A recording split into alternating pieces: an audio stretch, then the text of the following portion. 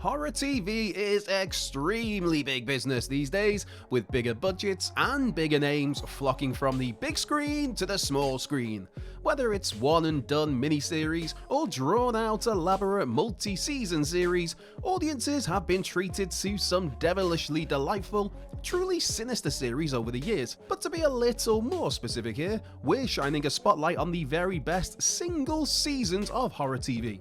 To steer clear of repetition, only one season of any given show will be featured here, despite certain series, such as Stranger Things, having several seasons worthy of a spot here. So with that in mind, I'm Andrew from What Culture Horror, and here are the 10 best single horror TV seasons ever. Number 10, The Exorcist, Season 1. Like most of us, I had absolutely zero interest when it was announced that The Exorcist was being spun into a TV series. However, much to its credit, Fox delivered a show that was new and original while simultaneously revisiting something from decades past. Marketed totally as its own beast, this Jeremy Slater-created series introduced us to Fathers Ortega and Keane as they explore the supposed possession of young Casey Rance.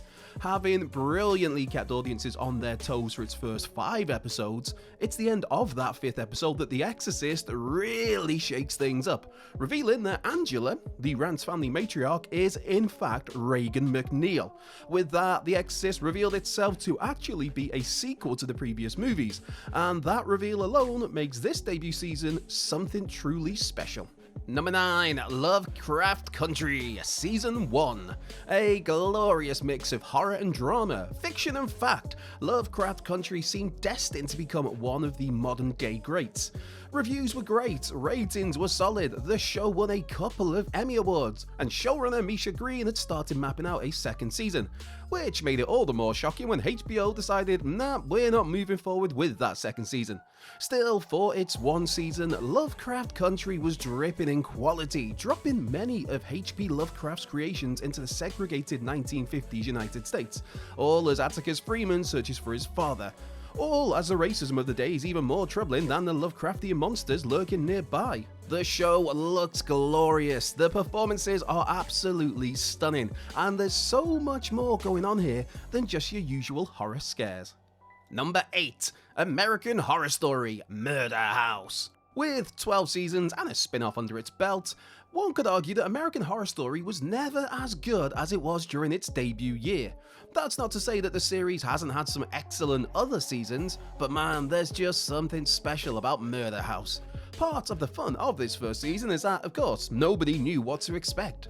This was a fresh, sleek series that wasn't afraid to shock in twisted, at times tragic ways, with the Harmon family moving into the eponymous house and slowly falling apart. Throw in a subplot of a school shooting and the sobering imagery of that act, and Murder House had you constantly in awe for ways both good and bad. Of course, there also has to be special praise for the marvellous Jessica Lange as the Harmon sniping sinister neighbour, Constance Langdon. Number 7, Stranger Things, Season 1. With Stranger Things to soon wrap things up with a 5th and final season, it's hard to argue that the first season isn't the best written and has the biggest sense of intrigue to it. Part horror, part sci-fi, part kid-friendly, but also very much able to bring moments that'll unsettle any adult in the room, that first trip to 1983 Hawkins started things off hot, introducing mysterious monsters in the Upside Down, the disappearance of Will Byers, and those early days of the all-powerful, ego-devouring Eleven. Stranger Things obviously has become a mainstream pop culture phenomenon, and so much of that is down to how immediately the series struck a chord and became water cooler and schoolyard talk as soon as it debuted back in 2016. Number 6, Hannibal, Season 2. It may be nearly 10 years since Hannibal ended, but there's barely a month goes by where there's not some speculation, or just wishful thinking, that the series will return for a 4th final season, with even star Mads Mikkelsen often talking up that possibility. It might have only had 3 13-episode seasons, but what a 3-season run it was. And Season 2 was exemplary horror TV, very much being a game of cat and mouse, with FBI agent Will Graham spending the first half of the season locked up and trying to prove his innocence, all while Hannibal gleefully manipulates the situation. Once finally free, Graham gets closer and closer and closer to Lecter until the spectacular season finale, Mizumonu, had the gut-punching ending of Will, Jack and Alana left to bleed to death, as Hannibal strolls free. Just absolutely magnificent stuff. Now, how about that season 4, yeah? Number 5, The Walking Dead Season 4. The Walking Dead and its various spin-offs have been, let's admit it, let's be honest, it's just been a very, very mixed bag over the years. But man, when the series was good, the main series that is, it was just great. As for The Walking Dead at its very best, that's likely Season 4, which gave us the series' first real great villain. Sure, Shane had been framed as a wrong'un previously, but David Morrissey's governor was a thorough bastard of the highest order. Having been introduced the prior year, Season 4 had the governor cement his spot as one of modern television's greatest ever villains. Season 4 also introduced us to Abraham, Rosita, Eugene and Tara. There's the shocking beheading of the beloved Herschel, there's the governor's own death at the blade of Michonne, there's the jarring emotional flashbacks to Michonne's life as a mother, and of course there's the heartbreaking look at the flowers moment between Carol and that troubled kiddo Lizzie. Number 4, Marianne, Season 1. It is criminal that Netflix opted to pull the plug on Marianne after just one single season.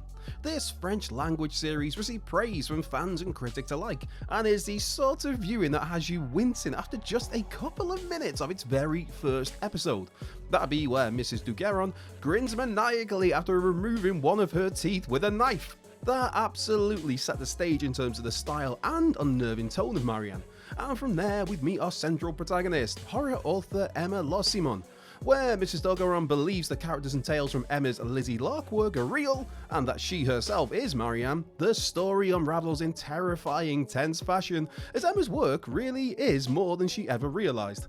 Chilling, sinister, ridiculously unnerving, Marianne's one and only season is a total cracker. Number 3, Twin Peaks, Season 1. Twin Peaks is a prime piece of brilliant horror television. Well, the first and third seasons are at least, with David Lynch himself even stating how stupid and ridiculous that second season is. While this series' 2017 return was phenomenal, it's hard to look past Twin Peaks' debut year when looking at all-time great seasons of horror TV. Sure, the basic premise of that first season revolved around who killed Laura Palmer, yet Twin Peaks was that, and so much more. Twin Peaks was a meticulous slice of psychological horror, whose unravelling of its major puzzle had audiences absolutely hooked. FBI agent Dale Cooper, he subs coffee and eats double R pie, all as the dread is amped up through trippy dream sequences, chilling visuals, and exquisite use of sound. Sadly, Twin Peaks' second season lost so much of its luster when we finally discovered who'd killed Laura. But man, that first season, and the third, yep, chef's kiss. Number 2, The Haunting of Hill House. In terms of single season stories, few have been as consistently brilliant and terrifying as The Haunting of Hill House. Set in 2 different timelines, The Haunting of Hill House revolved around the Crane family, their time previously spent living in the titular abode, the terrors experienced during that time, and the long-lasting impact Hill House still has on them 26 years later. This Mike Flanagan created series, loosely adapted from Shirley Jackson's novel of the same name, is everything you want from a horror series. There's no lag here, with all 10 episodes bringing new information and a new twist to the table. And The Haunting of Hill House has some scares that are genuinely amongst the most jarring and chilling in the history of horror TV. The Haunting of Hill House is thoughtful, stylish, delicate horror at its flawless best. Number 1, Bates Motel, Season 5. For me personally, Bates Motel is my absolute favourite horror series of all time, so I might be a little biased here. All 5 seasons maintain such consistent high quality, and it's hard to pinpoint one above the other, but Bates Motel likely saved its very best for its very last. Jumping ahead 2 years from the previous season, Season 5 has Norma Bates dead, Detective Romero locked up in prison, Marion Crane brought into the fold, and Norman, well, he's in full mother mode here, with an expectancy that the season would showcase its own version of what was seen in Alfred Hitchcock's Psycho back in 1960. Quite brilliantly, Bates Motel manages to take an existing IP and rework it for a new audience, while also staying somewhat faithful to what had gone before. Audiences had a fear of how things would end up in Bates Motel, but when it does end, it does so in the most heartbreaking, but kind of inevitable way imaginable.